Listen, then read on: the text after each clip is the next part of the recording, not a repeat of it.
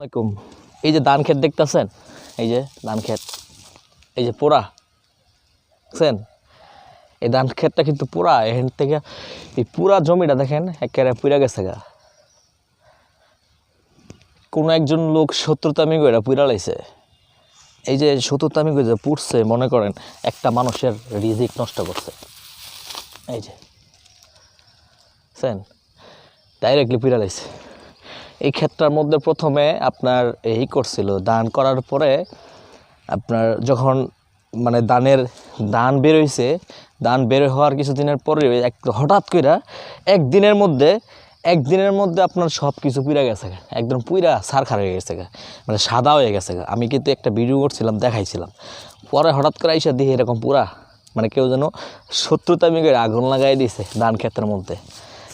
মনে করেন রিজিকে নষ্ট করা। এখানে দাঁড়ায় রয়েছে, ঝুঁকের একটা ভয় আছে, এখানে সম্ভবত ঝুঁক আছে।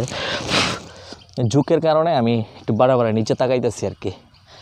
যাই হোক, এই যে অত্যাচার, এই যে এটা সমস্যা, এই যে মানুষের সাথে মানুষের শত্রুতামি কইরা এই ধরনের মানে কার্যক্রম করা, মানুষের ক্ষতি করা, মানুষের রিজিক নষ্ট করা, এগুলো আসলে কিন্তু আল্লাহ বরদাস্ত করবে না।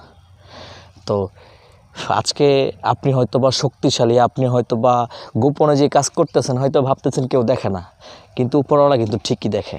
এর বিচার আপনাকে ঠিকই পেতে হবে।